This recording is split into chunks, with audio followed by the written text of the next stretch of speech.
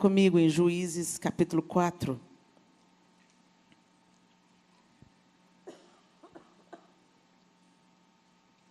Juízes 4.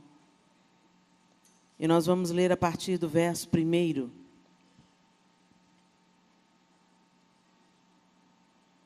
Juízes, capítulo 4, a partir do verso 1, o texto bíblico diz assim: Depois da morte de Eude, mais uma vez os israelitas fizeram o que o Senhor reprova.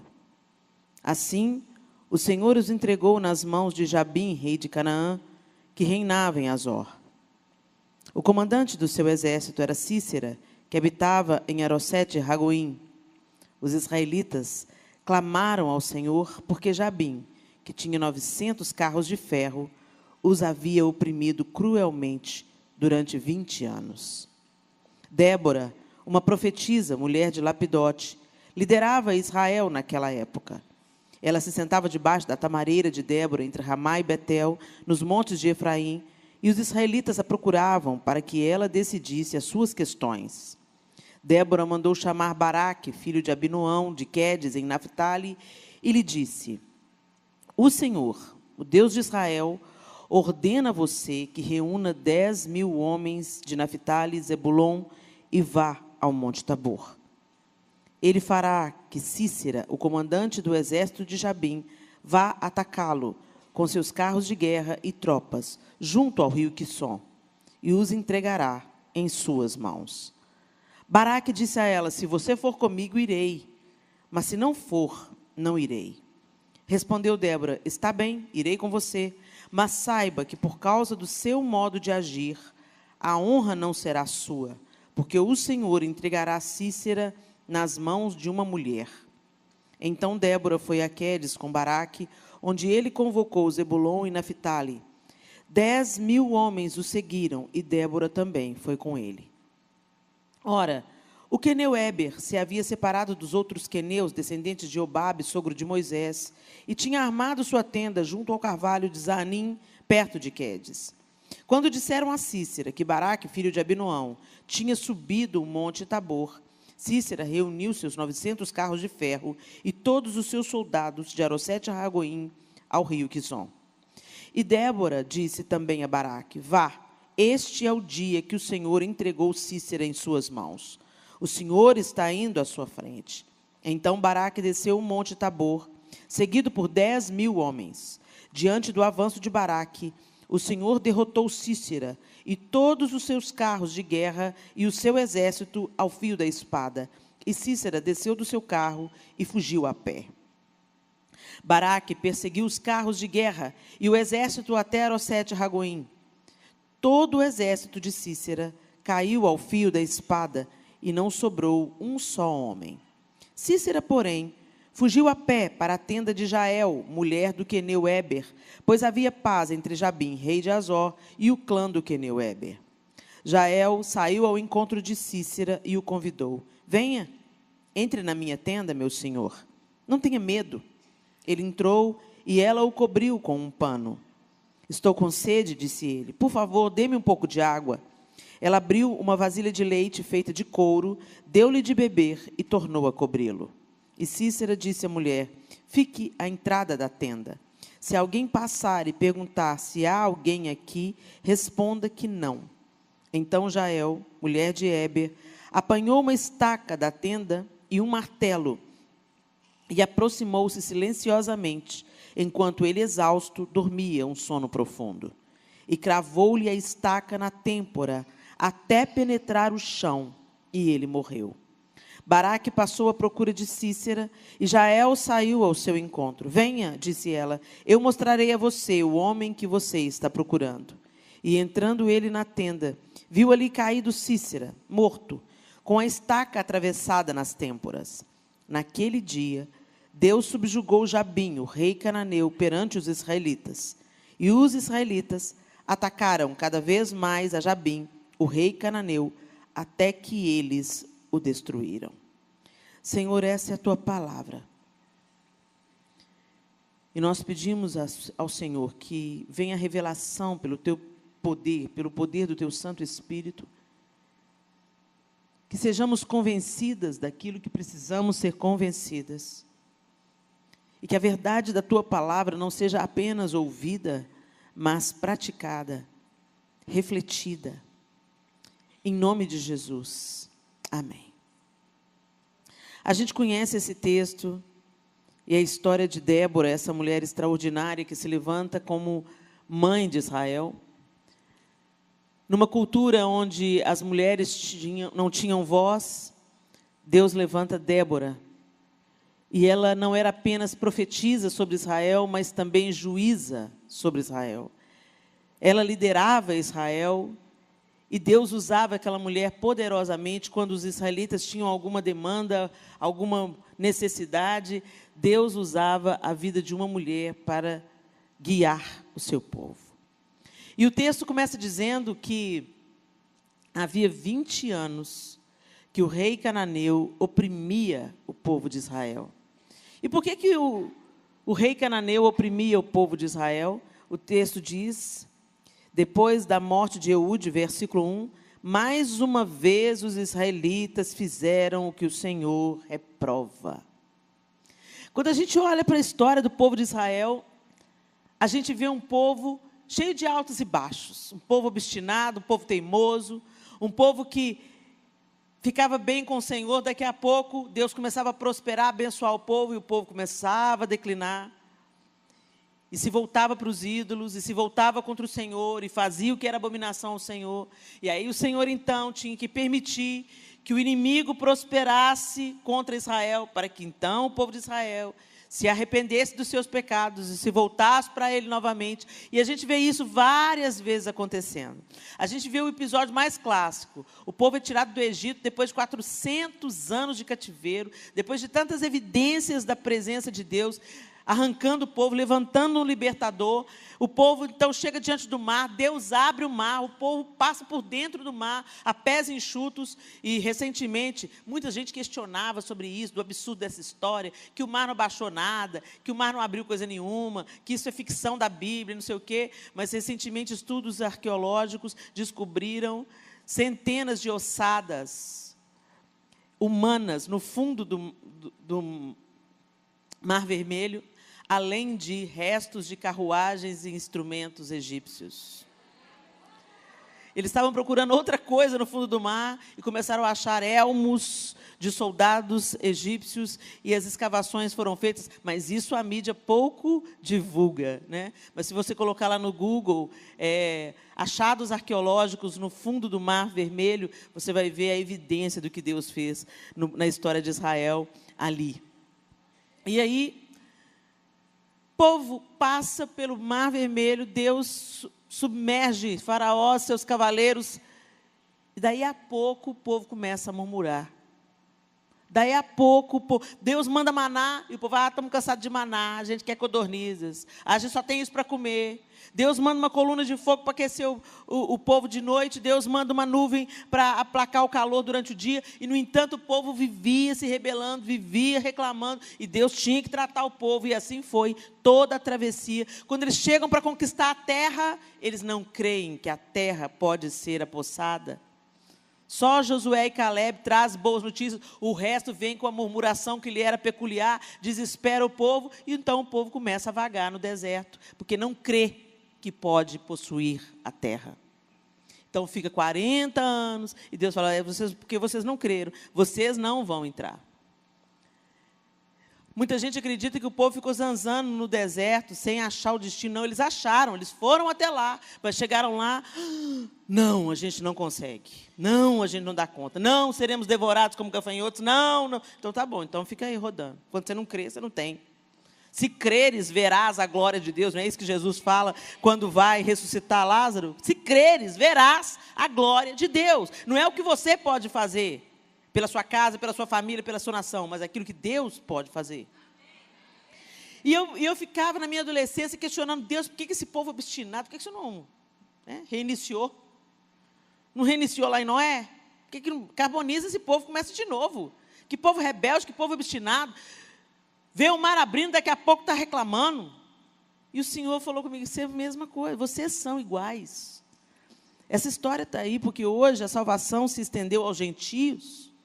Vocês hoje foram incluídos no meu povo por causa do Messias, Jesus Cristo. Mas vocês são iguais, Helena. Eu faço um milagre na sua vida essa semana. Semana que vem você está duvidando. E eu podia ficar sem essa. Nós somos assim. Obstinados, distraídos, acomodados. E aí Deus tem que mandar um megafone, né? O problema, normalmente, é o megafone de Deus. Por isso eu tenho orado, Senhor, que eu escute a sua voz no sussurro. Eu quero obedecer na primeira. Eu quero entender logo, para não precisar do seu megafone. Mas a gente vê na história de Israel, e o texto começa dizendo, eles fizeram novamente o que era mal perante o Senhor. Então o Senhor fez Jabim avançar e oprimir o povo. Permitiu, para que o povo então se arrependesse, se voltasse para o Senhor. Se o meu povo, que se chama pelo meu nome, se humilhar e orar, e me buscar, e se converter dos seus maus caminhos, eu ouvirei dos céus, perdoarei os seus pecados, e sararei a sua terra. Nós não estamos passando, como nação, o que nós estamos passando à toa. Deus, nos últimos 20 anos, fez algo extraordinário no Brasil. A igreja cresceu expressivamente, numericamente. Mas não correspondeu a essa expressão numérica em atitude, em transformação, em misericórdia, em acolhimento, em amor. Somos numerosos, mas distraídos, reclamadores. Queremos um evangelho que nos beneficie, enquanto o convite do evangelho é negue-se a si mesmo. O que recebemos é para que o outro seja abençoado. Eu existo para que o outro seja abençoado. E enquanto eu sou uma bênção na vida do outro, Deus me abençoa. Deus mudou a sorte de Jó quando Jó orava pelos seus amigos. Mas hoje nossas orações são egoístas, egocêntricas. Eu quero, dá. O evangelho mais popular hoje é o evangelho da prosperidade, é o evangelho do receba. E eu quero voltar você ao evangelho de dê, que melhor é dar. É isso que Jesus falou, melhor é dar. O próprio Deus deu, e deu o que Ele tinha de melhor, deu o seu único Filho, para que todo aquele que nele crê não pereça, mas tenha vida eterna. Deus Pai deu Jesus. Jesus deu o seu próprio sangue. Depois Ele nos deu o Espírito Santo. E nós estamos dando o quê? Não, a gente só está recebendo. E é por isso que nós estamos obesos espirituais, com pouca efetividade, fazendo pouca diferença.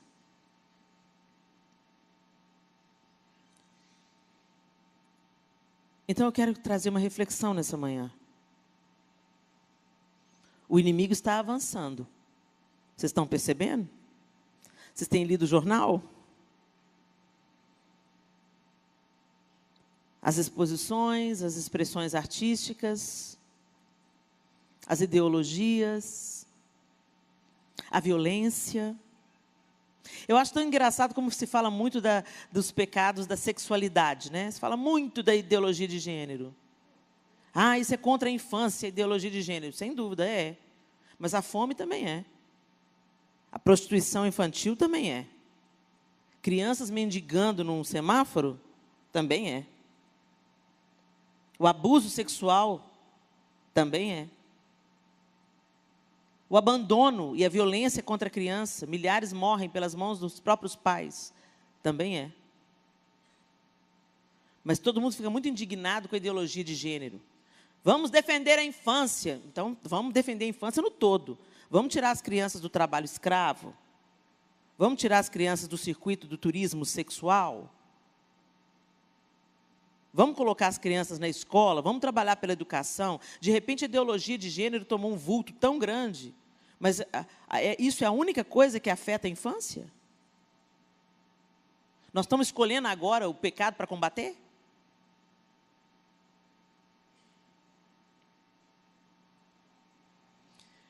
Muitos de nós estamos combatendo a ideologia de gênero, mas nós não estamos gastando tempo para discipular os nossos filhos. Ninguém, a não ser o Espírito Santo de Deus, muda a cabeça de um filho do Islã. Sabe por quê? Porque as mães islâmicas são fortes. Elas ficam lá com aquela imagem de subjugadas, burca, coitadinhas. Não.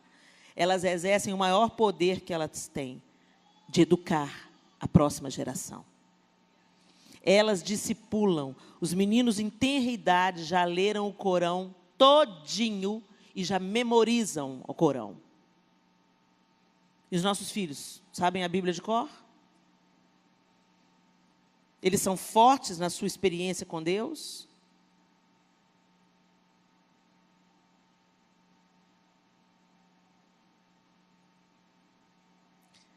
Aí o inimigo avança contra Israel. E o povo cananeu era sanguinário. Cícera era um comandante sanguinário. Se encontrava com uma família israelita. As mulheres eram estupradas, os filhos levados cativos e os homens mortos a fio da espada. Eles eram violentos. O povo de Israel não tinha paz, não tinha sossego. O que a Bíblia diz, eles eram oprimidos. Aí eles se voltam para o Senhor. E eles começam a clamar ao Senhor. Tem misericórdia de nós, Senhor. Senão nós pereceremos debaixo dos carros de ferro de Jabim e de Cícera, seu comandante. E Deus então escuta o clamor do seu povo e fala para Débora: diga a Baraque que reúna 10.000 homens, porque eu vou abençoá-los. Eu vou dar vitória. Agora você vê, Baraque estava tão assim, né? Caidinho, que falou com Débora: se você não for, não vou comigo. Se você não for comigo, eu não vou. Que homem é esse? Se você não for comigo, eu não vou. Ou seja, Débora realmente era uma figura que representava a presença de Deus. Nós somos essas mulheres. Gente, a mulher goiana, com todo o respeito que eu digo isso para vocês, a mulher goiana é uma mulher muito forte. Vocês são muito valentes. Vocês são corajosas. Muitas têm histórias de criar filhos sozinhas. Mas vocês têm que tomar cuidado. Porque a força de vocês pode diminuir o homem. Não é uma disputa de poder. Não é uma briga para saber quem manda mais. Deus deu uma jornada para o homem percorrer, uma jornada para a mulher percorrer, para que haja uma ajuda mútua, para a gente ser time e não competidores entre si. E quando tem uma mulher forte demais, o cara fica opaco, omisso, preguiçoso. Às vezes você está tomando o lugar de autoridade do seu marido. Não faça isso.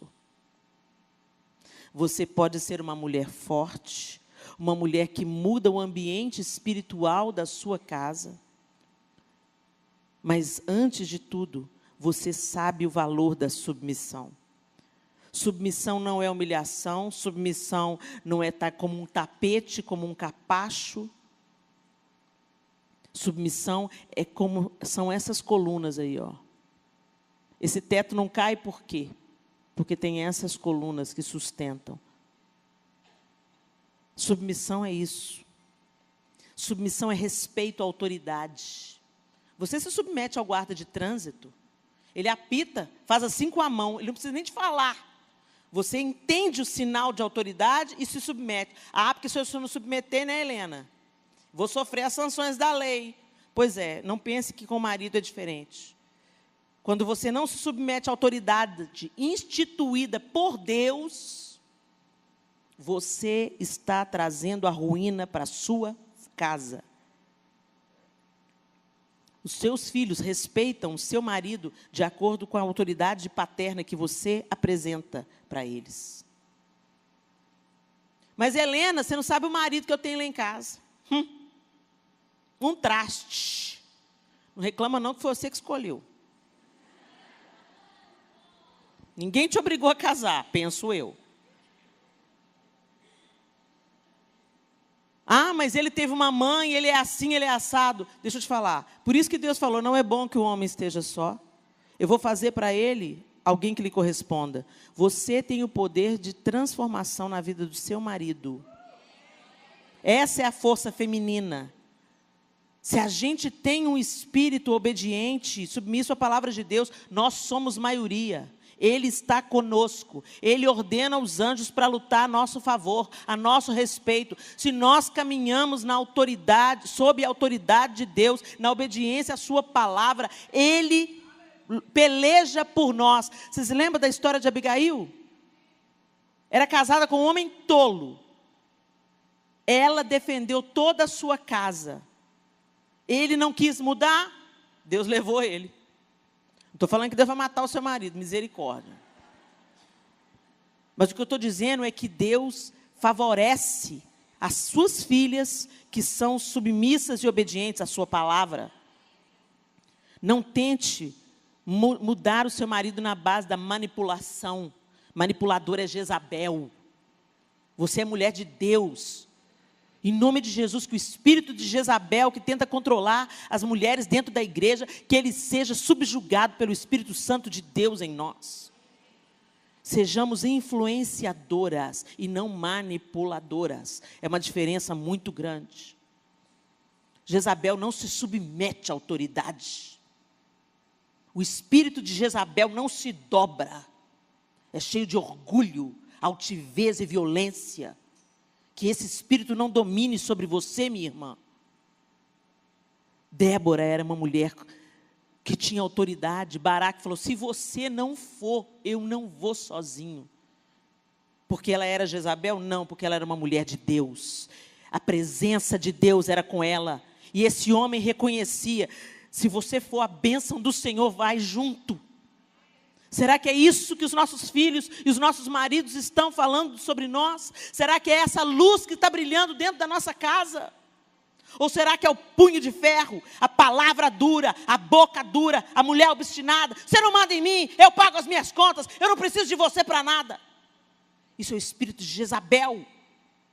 E ele tem que ser abatido para que o Espírito de Deus brilhe em nós. E aí, eles vão para a peleja. Eu quero chamar a atenção de vocês para outra mulher. O texto nos mostra Jael. Jael era mulher de Éber. Queneu, os queneus eram uma tribo nômade. E Éber se apartou do seu povo e montou umas tendas ali pelo lado da batalha. E sua mulher estava à porta da tenda. Tinha paz entre os queneus, entre Éber, queneu, e o rei de Canaã. Eles estavam ali no meio da briga, mas não faziam parte da briga. Jael não era israelita, mas ela viu o inimigo vindo na direção da sua tenda, certamente buscando abrigo. E certamente Jael estava ali naquele lugar, ela sabia a fama de Císera, de ser um comandante sanguinário e violento. Se Jael pensasse, tem que acabar com a raça desse cara, porque ele mata todo mundo, ele sequestra crianças, ele estupra mulheres, eu vou pegar a espada do meu marido e vou contra ele. Será que ela prosperaria? Será que se ela fosse contra o comandante do exército de Jabim, na força do braço dela, ou tentando usar as armas que aquele homem conhecia, ela prevaleceria? Certamente que não. Mas o que me chama a atenção em Jael é que ela atrai o inimigo à sua tenda. Ela fala, pode vir. Eu não represento ameaça para você. Ela não entra no mesmo jogo do inimigo. Ela faz ele abaixar as armas. Pode vir, se esconda aqui. Nós temos armas que Deus nos deu. Nós, mulheres, temos armas que Deus nos deu. A docilidade, o ensino. Vocês já pararam para pensar que quem educa homens são mulheres? Que eles são gerados no nosso ventre, depois vêm para o nosso seio para ser nutridos pelo nosso seio. E a maior parte do tempo da infância, da tenra infância, 5 primeiros anos de vida, o filho passa mais tempo com a mãe ou com alguma outra mulher. Deveria ser com a mãe. Mas ou passa com a professora, ou passa com a babá, ou passa com a pessoa que atende lá no maternal, na sua enorme maioria, mulheres. Nós, mulheres, formamos a próxima geração de homens. Quando uma mãe mostra para a criança pequena que o pai é autoridade, ela está cuidando do relacionamento futuro dessa criança com Deus. E quando você fala mal do seu marido, do pai do seu filho, para ele, você está desfigurando essa figura de autoridade que vai refletir em como ele vai se relacionar com Deus. Gente, olha a seriedade disso. Nossas armas são poderosas em Deus, mas elas são simples. Como as armas de Jael. Quando ele está ali, repousando, tranquilo, desarmado, me dá água, eu te dou leite. Ela foi gentil com ele. E quando esse homem dorme, ela cobre ele para escondê-lo. E quando ele dorme, ela pega alguma coisa que estava à mão, uma estaca da tenda. Ela não pegou uma espada. Às vezes ela nem tinha uma espada em casa. Ela pegou a estaca e certamente o martelo que ajudou ela a fincar tendas. Os instrumentos que ela tinha em casa. E eu fico imaginando o sangue frio, o equilíbrio que essa mulher teve que ter, e a precisão e a força no punho para imprimir uma estaca na cabeça. Gente, o crânio é duro. Ela teve que ser precisa, porque se ela errasse, estava morta.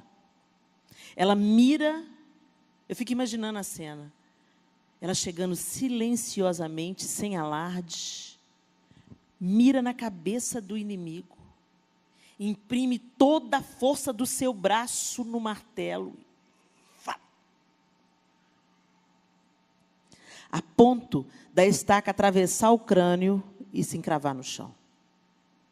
Graças a Deus, hoje, a gente não precisa de tamanha violência física, mas nós podemos imprimir violência espiritual contra o nosso inimigo, usando as armas que nós temos.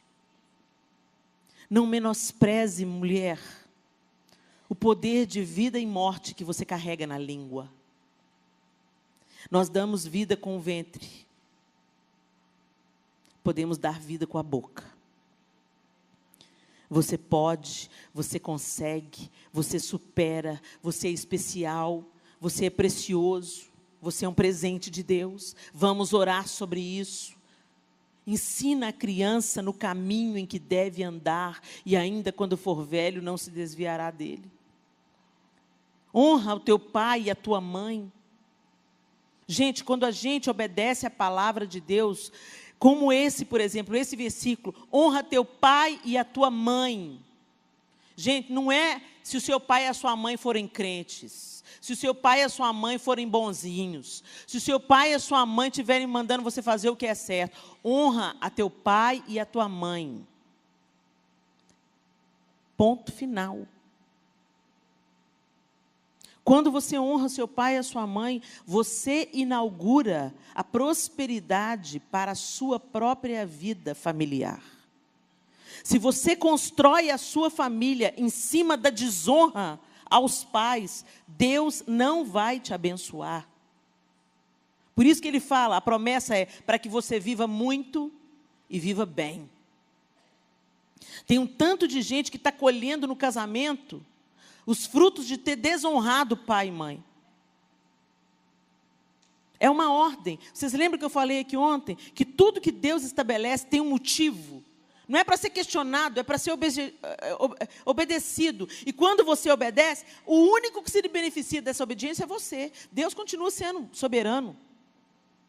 Quando a gente virar poeira, Deus continuará reinando, estabelecido, poderoso para sempre. A nossa obediência a Deus não faz Deus ser mais Deus. Deus não tem problema de autoestima. Deus não precisa de ser bajulado. Quando Ele estabelece limites e ordenanças, é para o nosso próprio bem. Então, quando Deus manda você honrar pai e mãe, honra pai e mãe. Honrar pai e mãe não significa que você tem que babar ovo no seu pai e na sua mãe, que você tem que ter identificação com seu pai e sua mãe. Tem histórias entre pais e filhos muito difíceis, muito duras. Histórias de tragédia mesmo, de pais que abusaram das filhas sexualmente. Coisas terríveis acontecem. O diabo tem conseguido êxito. E aí, eu abuso, mas não fica só aí o estrago. O pai abusa da filha. Aí a filha se revolta contra o pai. Aí a filha desonra o pai. A mãe fica do lado do pai e não acredita na filha. Aí o ódio da filha também se volta contra a mãe. E aí o diabo começa a fazer uma teia de geração em geração. Não foi só um abuso. Foi um abuso que foi se desdobrando de geração em geração e um tanto de maldições. Ao passo que se eu me volto para o meu pai, eu obedeço a palavra e eu perdoo o meu pai, eu entendo que ele é uma ferramenta diferida, que minha luta não é contra carne e sangue, mas contra principados e potestades, que as pessoas que me feriram, elas foram fantoches, ferramentas nas mãos do diabo, que o meu verdadeiro adversário não é de carne e de sangue, e ele não visa matar apenas o meu corpo, mas a minha alma e toda a minha descendência. Quando eu discerno o meu verdadeiro inimigo, eu obedeço a palavra de Deus, eu perdoo aquele que me feriu, eu perdoo aquele que me maltratou, e eu libero honra sobre ele, ou seja, você me machucou, mas eu não vou aceitar essa maldição. Essa maldição acaba aqui. Eu não arrasto ela para a minha geração. Isso muda tudo. E a gente tem que ter a coragem para fazer isso, gente, porque não é fácil. Como não foi fácil para Jael, certamente, uma mulher pegar uma estaca e encravar no crânio de um homem. Mesmo que aqueles dias fossem violentos, mesmo que ali a guerra tivesse ali na realidade, no dia a dia das pessoas, ela era mulher. Nós, mulheres, somos sensíveis. E ela tinha que ter um grande discernimento que se Cícera sobrevivesse, a violência dele contra Israel ia ser ainda pior. Ele ia regimentar outros exércitos e ele se voltaria para destruir Israel. Deus entregou Cícera nas mãos de Jael e ela precisou de ter a coragem para fazer o que tinha que fazer. E você tem? E aí a gente já pensa logo, eu vou ter a coragem, a gente já se imagina vestida com a couraça da justiça, o capacete da salvação, a gente ama essa fantasia, quando a gente começa a falar sobre a armadura de Deus, e a gente começa a falar o capacete da salvação, a couraça da justiça, o escudo da fé, a espada, se você se imagina toda ornamentada, toda paramentada para a guerra, não é? Mas se você pensar bem na armadura de Deus, quem é a nossa salvação? Quem é? Quem é a nossa justiça? Quem é a verdade? Sobre quem é o evangelho da paz? Em quem nós temos fé? Quem nos outorgou o Espírito? Revista-se de Jesus.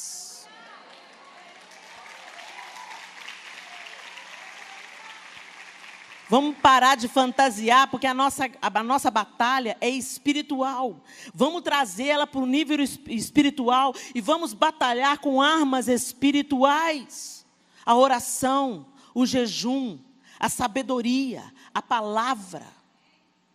a docilidade, fruto do Espírito. Vamos lá nos frutos do Espírito? Amor, paz, alegria, bondade, fidelidade, longanimidade. O que é longanimidade? Pavio longo.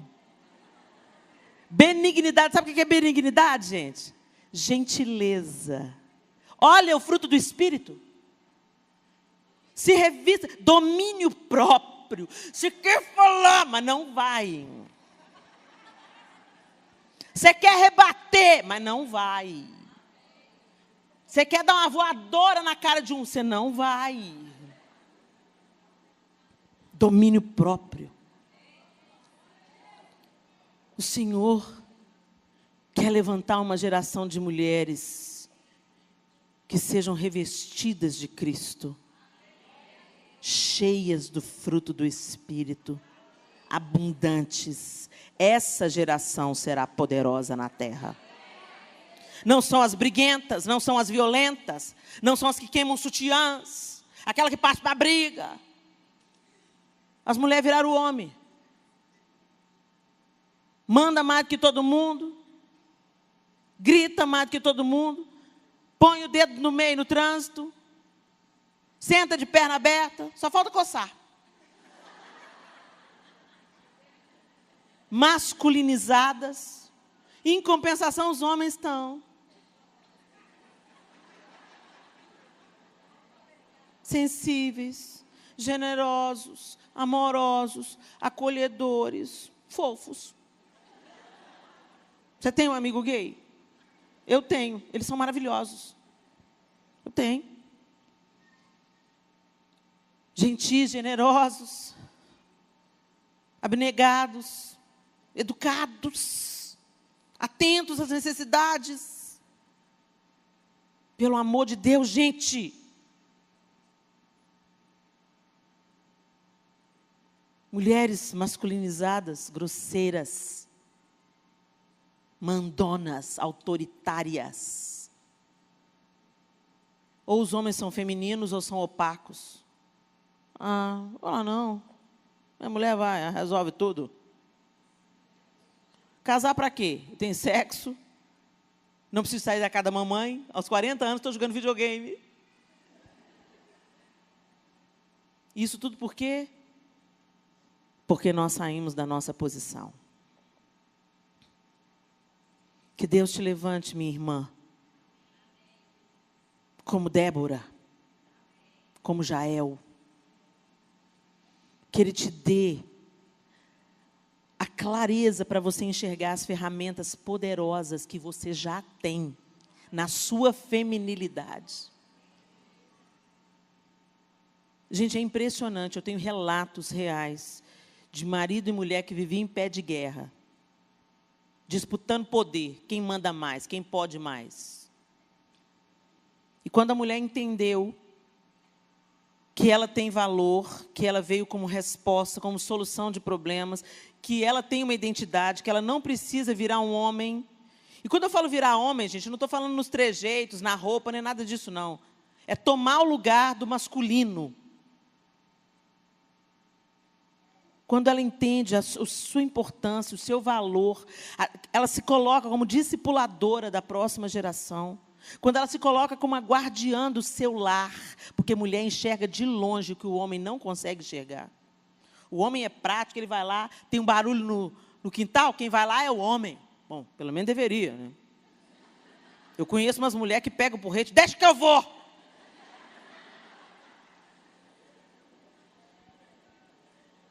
Quando o homem começa a viver... Gente, e a mulher vivendo essa sua feminilidade, isso fortalece o masculino. A gente levanta a autoestima da galera. Quando você fala, você já notou? Não sei se você conhece o clássico caso de adultério. A mulher é aquela que faz tudo. Ela trabalha, ela é poderosa, ela tem uma profissão, ela educa os filhos. Tudo assim, né? O que parece é que ela dá conta de tudo. E aí o marido vai trair ela com quem? Com a frágil, às vezes até mais feia do que ela. Mas é aquela que fala para ele, você muda tudo. Eu me sinto segura ao seu lado. E o bobão, ó, cai de 4. Ela vem, ela chega. Às vezes numa figura até de filha, né? O que você pensa sobre isso?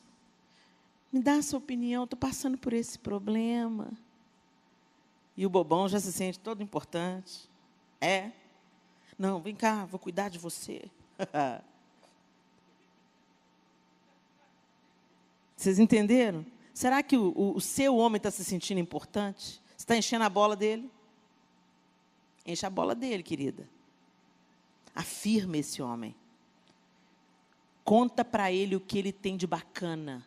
Porque alguma coisa ele deve ter. Você escolheu casar com ele.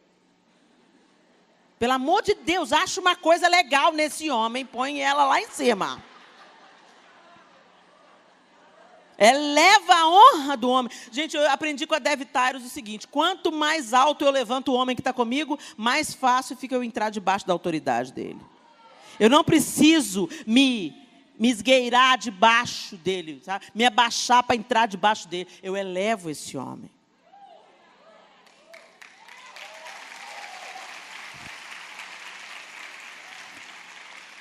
A submissão bíblica, ela não é uma submissão idiota, uma submissão que fala que você vai ser subjugada. Meu bem, vem cá, meu bem.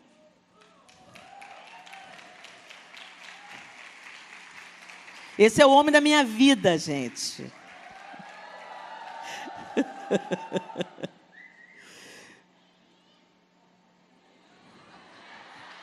Eu vou fingir que não ouvi esse assovio.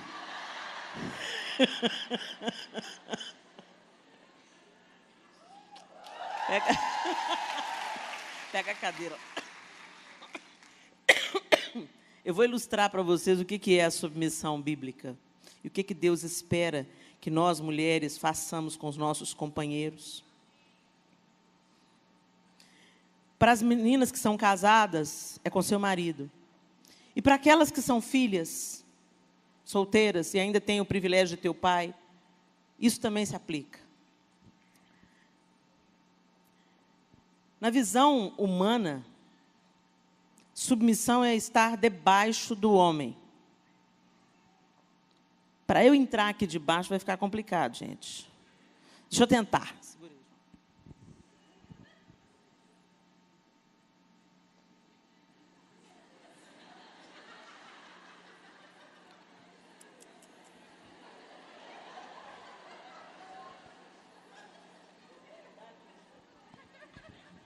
Vocês estão conseguindo me ver daí? Hoje o negócio aqui está ruim demais. Olha, é sacrificial o negócio, entendeu? E não está bonito, não.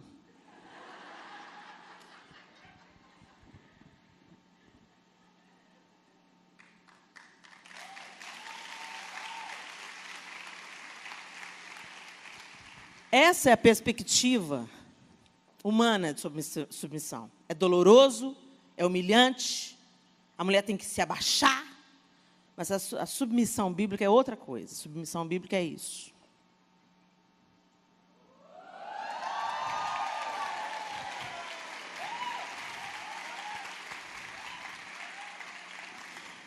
Imediatamente, quando eu sentei no colo dele, o que ele fez naturalmente? Ele assume uma postura de proteção. É isso que Deus quer que você faça. Não tem vergonha nenhuma de você reconhecer. Você é minha fortaleza. Você cuida de mim. Você me protege. Você me sustenta. Eu só fui tão longe, eu só vim tão longe, João, porque você não briga por poder. Você cuida de mim como Cristo cuida da igreja.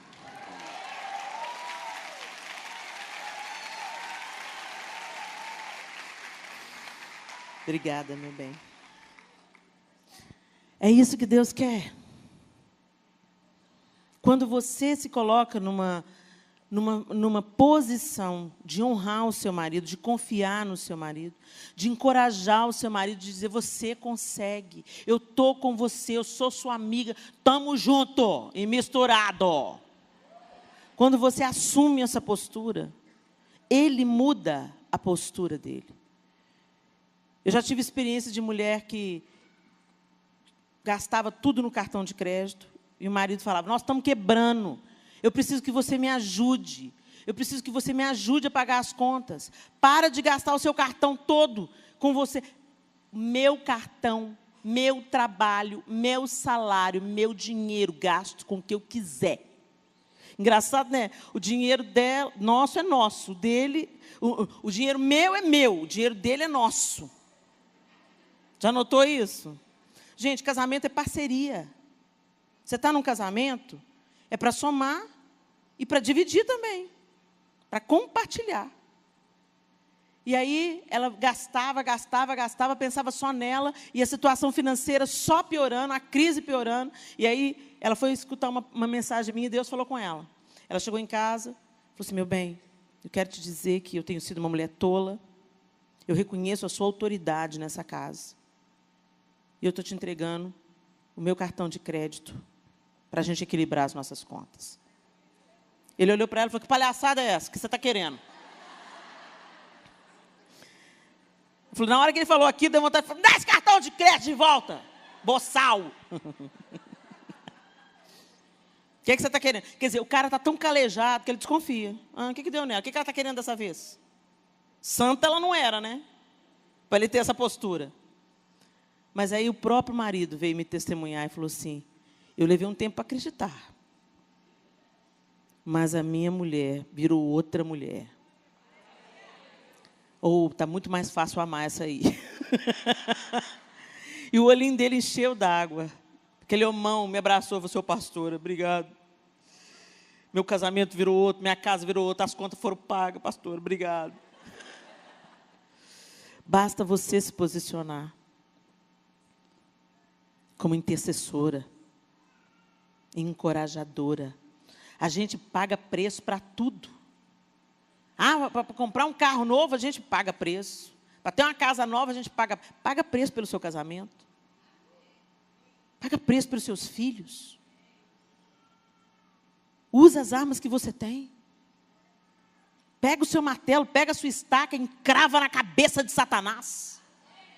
Acaba com a história que Satanás está fazendo dentro da sua família. Interrompa essa maldição. E que Jesus brilhe na casa de vocês. Fique de pé no seu lugar, segura a mão dessa mulher que está do seu lado.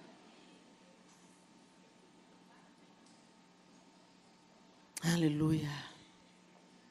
Que você seja como uma resposta. Feche os seus olhos. Deixe o Senhor sondar o seu coração. Que tipo de mulher você tem sido? Jezabel? Débora? Jael? As mulheres da Bíblia que se destacaram, elas não têm elementos a mais que a gente não tem. Nós somos feitas do mesmo material. Nós somos feitas como Abigail, como Maria, mãe de Jesus. Como Ruth, Noemi. Somos essas mulheres, Esther. E o que está dentro de cada uma delas, também está dentro de nós. Ô Senhor, transforma-nos, Deus. Talvez tem coisas que você precisa consertar. Talvez é tempo de chegar em casa e dizer para o seu marido, me perdoa, eu tenho sido uma mulher tola. Eu tenho assumido posição que não é minha. Eu estou tomando o seu papel de autoridade. Meu bem, eu confio em você. Eu vou te ajudar. Eu vou ser a sua coluna. Você é autoridade na nossa casa. Talvez seja tempo de pedir perdão para o seu pai. Pai, me perdoa.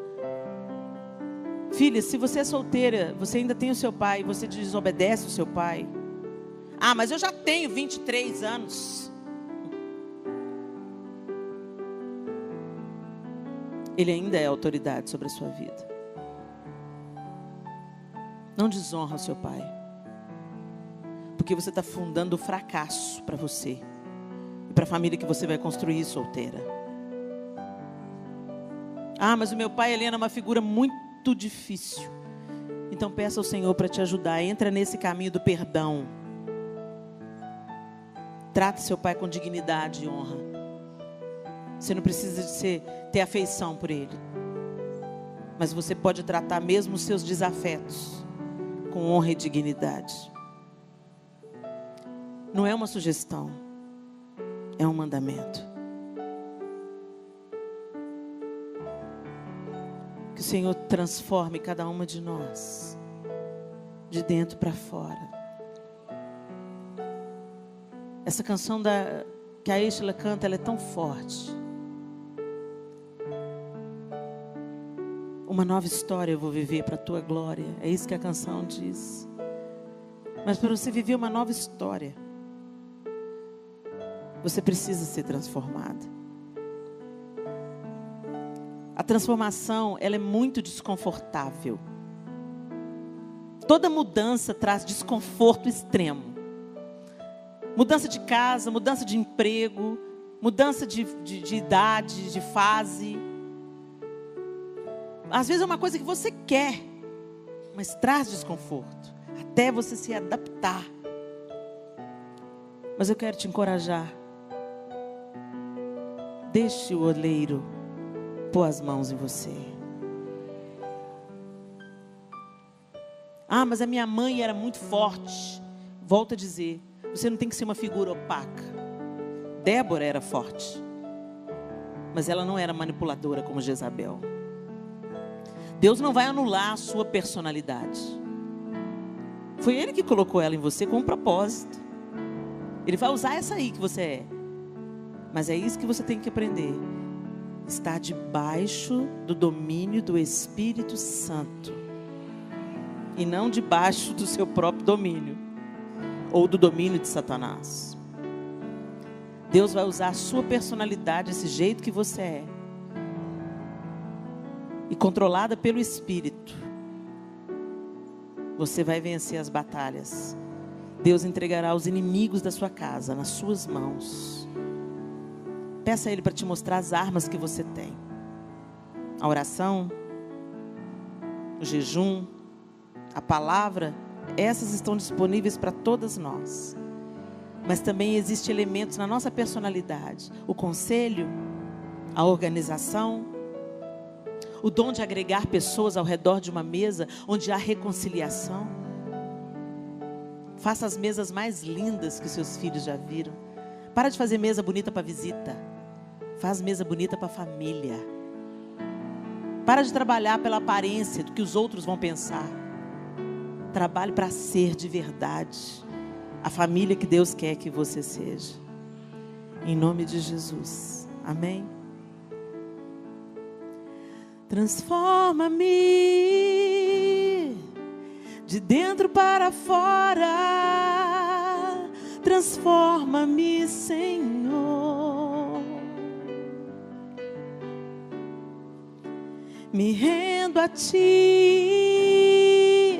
com tudo que eu tenho e tudo que passou. Vou esquecer, e uma nova história eu vou viver para a Tua glória. Eu quero ser uma mulher transformada, ser uma mulher restaurada, cheia do poder de Deus, cheia do poder de Deus. Eu quero ser uma mulher que adora, ser uma mulher que ora, cheia do poder de Deus. do poder de Deus. Senhor, essa é a nossa oração nessa manhã. Deus, em nome de Jesus, nós nos levantamos e nos unimos para te pedir a tua transformação na nossa maneira de pensar. Que a nossa mente seja transformada pelo teu poder, a fim de que nossas atitudes reflitam o Senhor, reflitam a tua glória, reflitam, Senhor, os teus mandamentos. Pai, alinha em cada uma das minhas irmãs o que precisa ser alinhado. Converte o coração dos pais aos filhos, dos filhos aos pais, para que o Senhor não fira a terra com maldição. Deus, levanta um exército de mulheres poderosas em ti, como foi Débora, como foi com Jael, como foi com Abigail. Ó Deus, assim sejamos nós nessa geração, encontradas pela tua mão, transformadas para transformar. Ó Deus, levanta mães intercessoras, esposas intercessoras, filhas intercessoras, mulheres quebrantadas, mulheres que não temem se submeter, mulheres que não temem obedecer a tua palavra, mas mulheres ousadas, mulheres criativas, mulheres inteligentes emocionalmente. Deus, em nome de Jesus, faz com que a nossa feminilidade floresça, Deus, e que dentro da nossa casa sejamos como uma tocha acesa nessa geração.